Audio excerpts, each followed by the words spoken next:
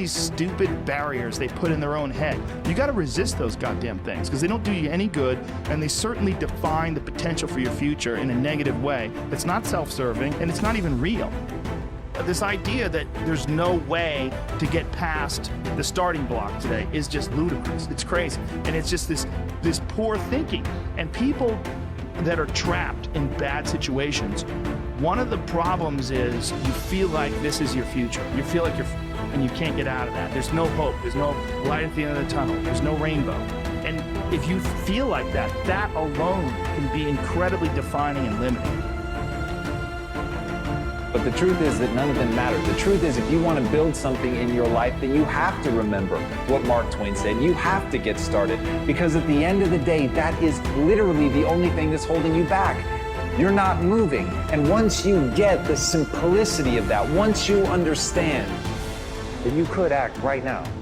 When life knocks your butt down, I need you to get back up and I need you to go heavy on it. When uncertainty creeps in, I need you to get up and get right back on the thing that knocked you off, and I need you to go heavy on it. When something doesn't turn out the way you wanted it to turn out, I need you to attack the very thing that did turn out the way that you wanted it to turn out, and I need you to go heavy on it. It's never about the competitors. It's about what we possess and what we do.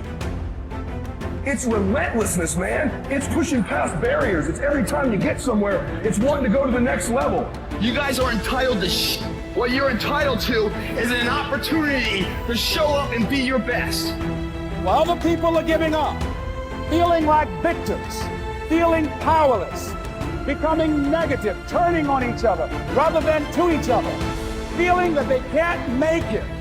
Be ye not conformed to this world, but be ye transformed by the renewing of your mind with the mindset of that it's possible that we can save this generation. It's possible that we can create new industries, a new economy. It's possible that I can find a new profession, a new job. It's possible I can create a new life.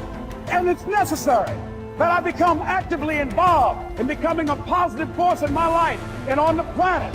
And it's me, yes, it's you, it's all of us, pulling together, working together to create this brand new future. And it's going to be hard. Easy is not an option. But if it's hard, we will do it hard. Whatever is required to snatch victory from the jaws of defeat. And it's worth it, yes. It's worth whatever we have to do. And once we know that, it is done. It is done. It is done.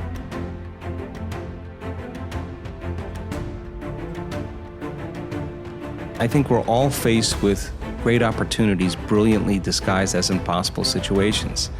And in order, like for me personally, and after looking through your book and reading a good portion of it, I mean, for me, there's no school of ancient wisdom that you need to go to be initiated. Your life is your initiation if you're paying attention. So we meet challenges in our life from a certain level of mind, right? A certain level of consciousness or unconsciousness. And even Einstein said we have to go to a greater level of consciousness than the consciousness that's created the problem.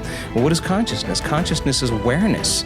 And awareness means possibilities that you haven't thought of before.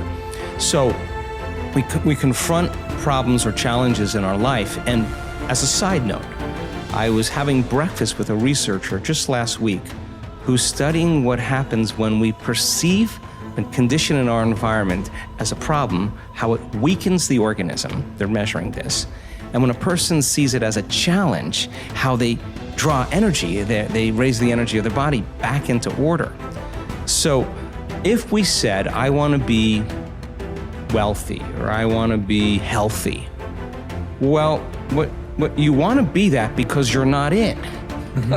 So the initiation of going from not it here to it here, you're going to have to climb some steps, and there's going to be some blind spots. So you try it out and it doesn't work. Well, that's because there's a part of you that's still in a habit. There's part of you that's still unconscious. Okay, so what is it about myself and that circumstance that I am feeling about that circumstance, and that feeling is causing me to think about it? So you say, oh, it's impossible, they'll never change. I'll hire a hitman, I'll hire the mafia, I'll hire an attorney, I'll have my friend's friend to talk to him, and nothing changes, right? Well, you're not separate from that experience. You're involved in it, and How you think and how you feel broadcasts energy into the field. So your energy is the same every day, and as long as your energy is the same, nothing's going to change in your life either. And nobody changes until they change their energy. So then, what piece of knowledge, what piece of information, what would love do? What would greatness look like? Okay, I don't know. All right, well, certainly somebody in history has faced this problem. Don't get on Facebook and say, does anybody have any answers? Go look it up and study and read and learn. You'll own it. And you'll say, wow, that person that was wealthy, they failed 500 times. Yeah. Well, hell, I had the wrong view of wealth. Okay, then failure's not a thing. I got to overcome failure. Well, yeah, just climb the step. Yeah. Okay, I'm reacting to that circumstance with the same emotion. That emotion is firing the same thoughts. I'm broadcasting the same energy into the field. If I were facing that circumstance and situation again with that person, that circumstance, what do I learn from that circumstance? How could I do it differently the next time? Find out a solution and rehearse it. Install the circuitry so when you get in the circumstance, you're not going to respond in an automatic habituation. Yeah. Now you're at a greater level of consciousness. Now you're looking at possibilities that you weren't looking at before because you were unconscious. Now, that process of trial and error is so important in the spiritual path. How many times do we have to forget before we remember? And then we remember and we forget again. And it takes constantly remembering until we stop forgetting. And when we get to that point, now we're conscious. Now there's wisdom. And wisdom is the memory of the experience without the emotional charge. Now you're ready for the new adventure. So then people draw conclusions and say, oh, it's that person that ripped me off. It's that person that what? Now you don't create your reality? Oh, you only create your reality when things are good. No, well, somehow you got to tango through this. Somehow your objectivity in not reacting emotionally is going to change the energy of how you address this situation. Now, first off, I'd like you to stop telling yourself that you're a born procrastinator or you're naturally a lazy person. It's not true.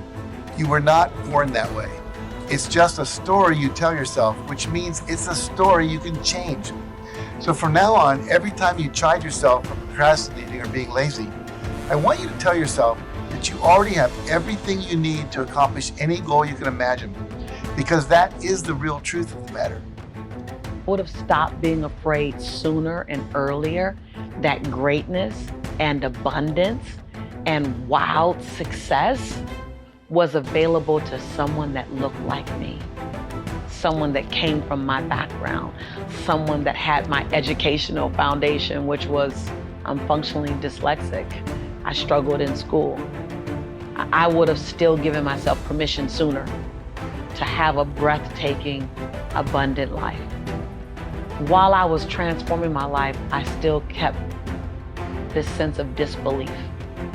And so I know that I slowed myself down a lot because until I believed it was for me, it couldn't really come into my hemisphere, it couldn't come into my life. So I would have done more work on my mindset earlier. I would have not just chased the goal, I would have chased the new belief system first. Well, I hope that some of my mistakes, based on what I didn't know, helps you to know some things sooner, quicker, faster, or that it just helps to validate that you're not alone in your thinking. I don't ever try to be perfect. I just want to perfectly manage my imperfection. Be a quick learner. Don't let it take long to teach you. Learn quick. Don't run at the wall too many times. Learn quicker. One guy said he broke his nose 7 times in the same place.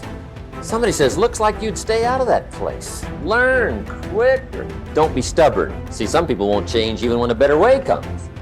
You say, well, I've been doing it this way 30 years. Hey, be ready for change. If it's a better way, go for it.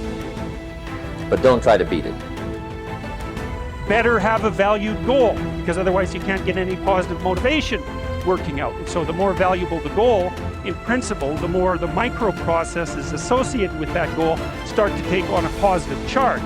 And so what that means is, well, you get up in the morning and you're excited about the day, you're ready to go. And so as far as I can tell, what you do is you specify your long-term ideal,